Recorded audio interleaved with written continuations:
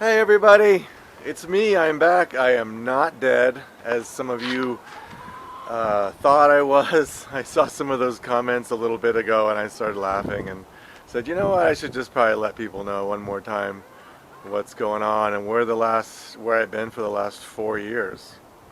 Uh, a lot has happened and not all good, but as you can see, I'm still here. So, still got the van. Um, she is still doing great. I don't really drive her much anymore because I have an electric bike that I use almost all the time, and I do a lot of walking, trying to get healthy again. Let's move into side somewhere a little less windy. Still got my chickens. Ladies.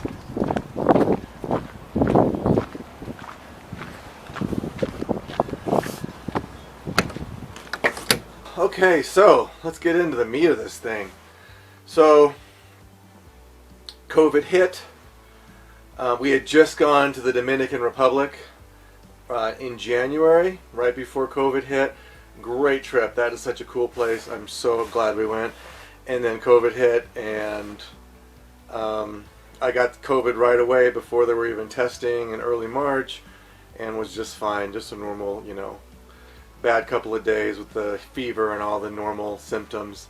And then Anna got it at the same time right after me. She was down for like 7 or 8 days, but she was fine as well.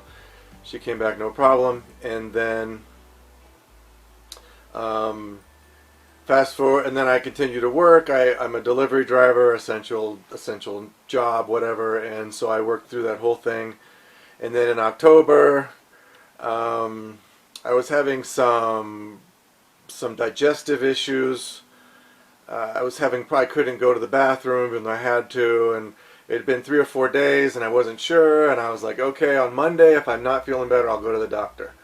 And it was like Thursday night, and so I was like, I have the weekend, maybe I'm blocked up, I'll just push it all through, I'll be fine, and I won't need to go on Monday. Well, Friday morning, get up and I cannot pee. It's excruciating pain. I have to pee, but it won't come out. Finally, it all got taken care of, and I went to urgent care, and had plans to do other things that day. And they sent me directly to the emergency room, and I got admitted right then, and spent the next 10 days in the hospital. I was diagnosed with colon cancer, and this is October of 2020. 2020, yes. And I was blocked up 4 foot of my large intestines, completely backfilled, and I had to get it all flushed out. I had removed 1 foot of my colon. I had a large tumor in there, pretty much blocking everything. Unfortunately, it was in 7 of my lymph nodes, which, for those of you who don't know cancer, which I didn't, but now I know all about it, that means the cancer was allowed to get into my bloodstream and get into the rest of my body. And so, after 2 months of healing, because there were complications during the surgery, it was supposed to be this laparoscopic simple thing, and something went wrong, and they had to get another specialized surgeon in, and they had to give me a C-section. Basically half of me, like a woman would get a C-section all the way across. I got half of me is C-sected, and it's a funny looking abs now I have. It's ugly. I'm not happy with what that looks like because they had to cut me open, but women do it all the time to give birth, and so whatever, that's the least of my worries. So they got it all done. No complications, but they got it all fixed. They removed 1 foot of colon, all the bad lymph nodes, and then 2 months of healing, and then I started chemo in January or December, the end of December, and 8 months of chemo, and I am cancer free. I've had 2 years worth of CAT scans, MRIs, contrast CAT scans, non-contrast, pokes and proddeds, and I'm 100% cancer-free, with the caveat that you can only say that after 5 years. So for now, everything's come back clean, and I'm pretty much past it. If anything's going to happen, it would have probably happened by now. And so, that took up a big chunk of this time period. Chemo was as bad. My hand is shaking because I'm cold. It's chilly out here in my tiny house. I don't keep heat. Hold on anymore. I haven't done a filming in so long. I can't find it. My old tripod. So anyway, I lost my train of thought.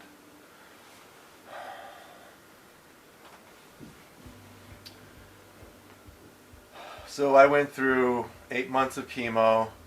It was the worst horrible thing I've ever experienced in my life. It was horribly life-changing, and I survived it. And that's all I can say is I survived it. I'm a different person than I was.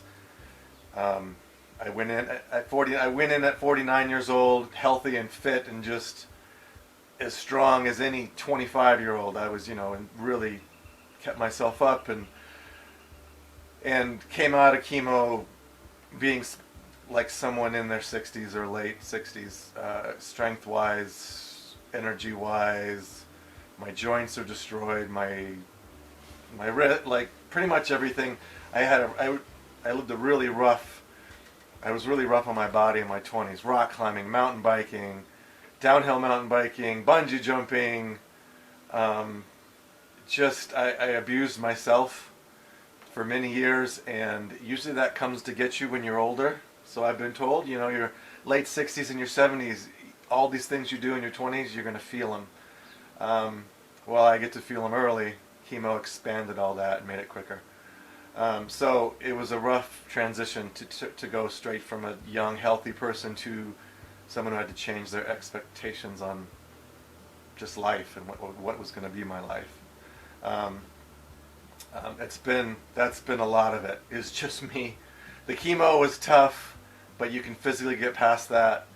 But just the nerve damage to my hands and feet. My hands are better. My feet aren't 100% yet. They were really bad for a long time. I was like walking on numb blocks of wood for a long time, for a year. I couldn't feel my feet at all. But they're pretty much back to normal, but they're still there a little bit. And there's always reminders of cancer. It's something I'll never get past or be done thinking about all the time, or most of the time. But it's been 2 years. In general, it's good. Anna was massively huge for my healing and for getting me through it and feeding me and just taking care of me. I was a mess. Chemo, did not do good with chemo. It destroyed me. I was collapsing. It was a train wreck at every possible level. Nothing went right, and but I got through it. So here I am. I can talk to you now. Anna was huge. My mom was a huge support. She was there for me. And she helped a lot. She came out to help after I was done with my surgery, to help me move around, because Anna had to work, so I needed help even moving around. It was such an invasive procedure. Anyway, and she was a huge help, and we talked all the time when she did go back to Iowa. And my cousin, hey Julie, what's up, cuz?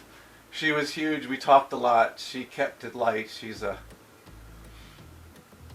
There was a lot of darkness, and she kept it light. And when I would get too sorry for myself, she would give me a kick in the ass and tell me, hey, we're talking here.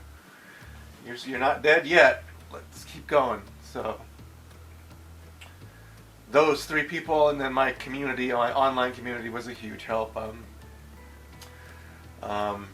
I'm into slingshots. I got into slingshots when COVID started. I needed something to do around the property where I wasn't going to get to go for hikes and We didn't know we were going to be locked up in our homes for the next, year or two, whatever. And so I started with some slingshots, adult slingshots, and I'll throw a couple pictures of my homemade and then my titanium fiber optic hunting / competition slingshots that I shoot.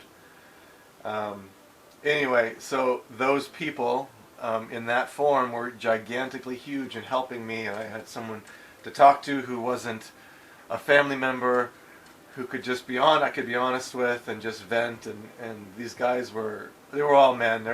There's not many women slingshotters. There's not many men slingshotters, but the ones who are men, these guys really helped me out, and they were a big part of my mental health. These guys that I communicated with on a regular basis on the forum.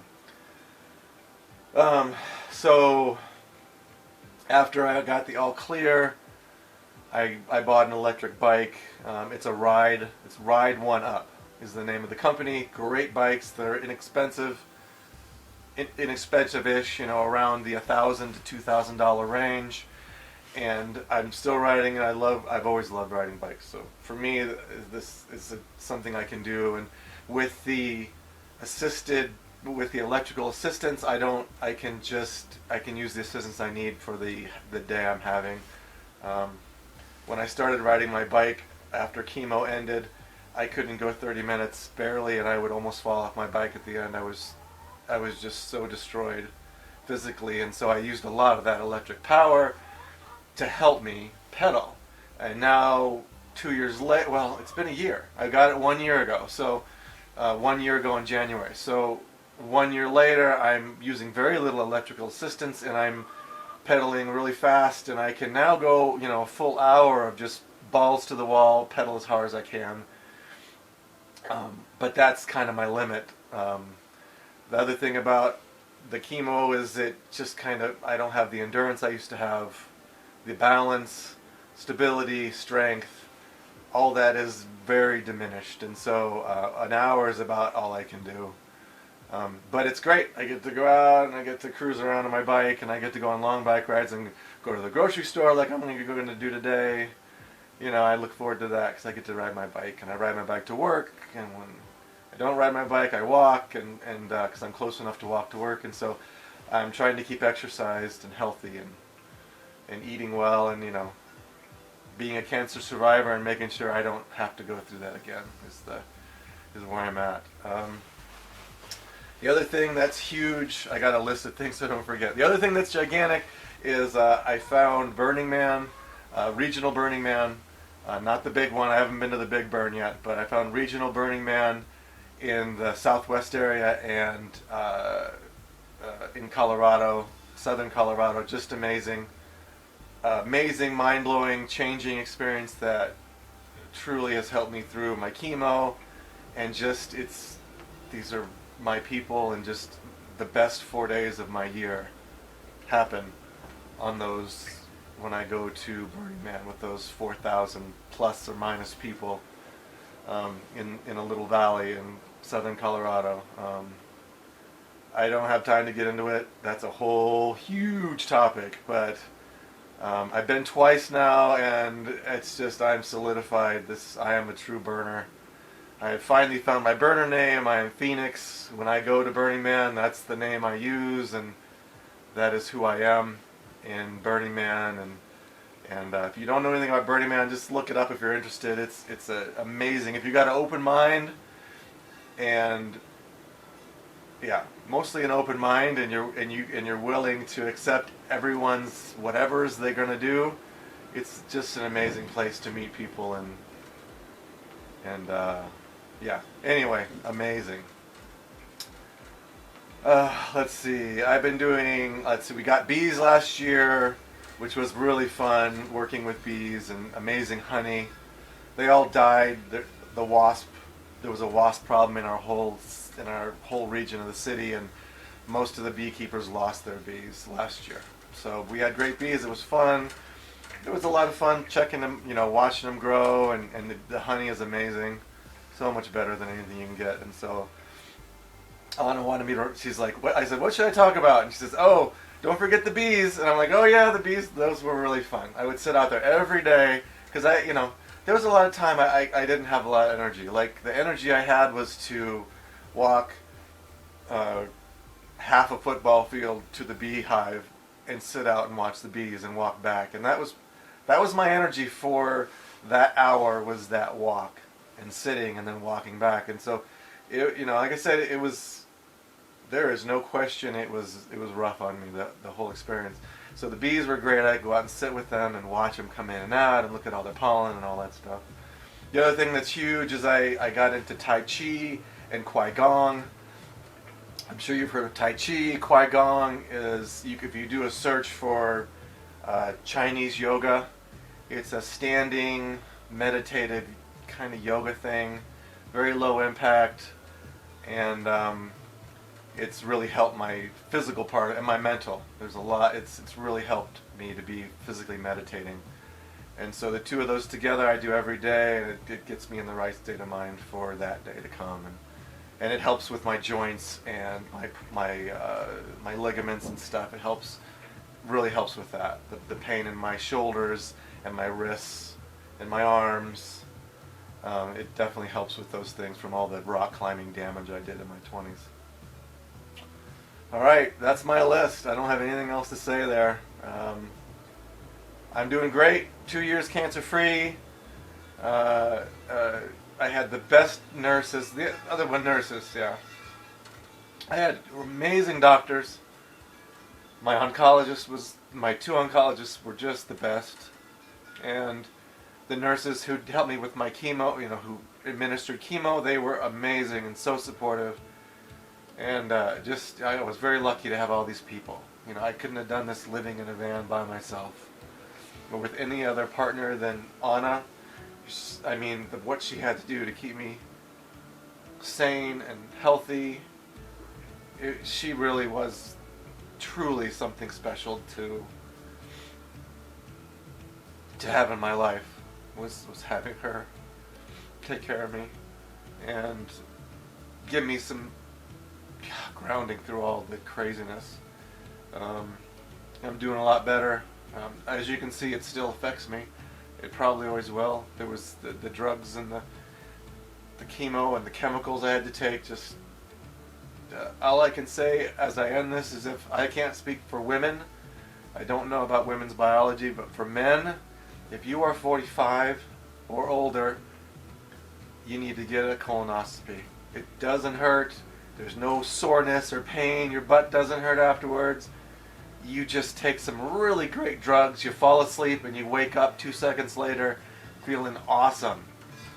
And then you get a picture of what's inside.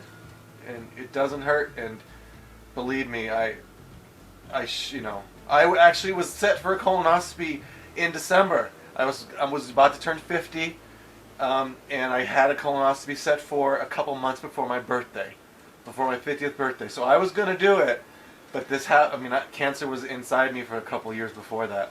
So they say 45 now, and it's not worth it. Let someone stick a tube up your ass and look at the inside of you, because what I went through, no person should ever have to go through. And seriously, I've done several colonoscopies now.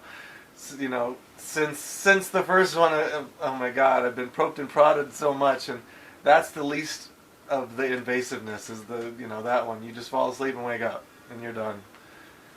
Everyone should do it. And I don't know about the women. I'm sure you guys, women have more poking and prodding than men ever have to know what to do with. So I wouldn't think it'd be as hard for the ladies, because they're already getting all the bad stuff from the doctors. All right, everyone. I made it through without really crying, just tearing up. That's good. Every day is a journey towards mental strength. And I appreciate all those people who helped me with that mental strength and helped me get through it. There's the people I've already mentioned. It's a journey that I hope to never take again, and that I'm glad I'm done with, and glad I had those people there to hold my hand and pick me up and carry me through it. All right, everyone. I am alive. I don't know if you'll ever see me again on this. I might be dead someday, but it's not going to be from cancer. And I don't know what it's going to be from, but you know, I don't ever plan on making another video. I'm not on social media at all ever anymore. I can't do it. I'm just one thing cancer taught me is not to the value of life, but that life is too important. I guess the value of life, and it's too important to give it to do things that I just don't want to do, and I just can't give a shit about anything that's not important to me. And I just can't. I don't care. I got to do what I got to do, and I got to be with the people I want to be with. And I loved my YouTube channel experience, and my social media life, but it was really great. But at this point, I don't plan on ever doing this again. So I hope everyone has a wonderful life, and if you're watching this at all, then thanks for being along on my journey. It's been a hell of a one, and I got a great home and a great partner to share my life with. Bye, everybody.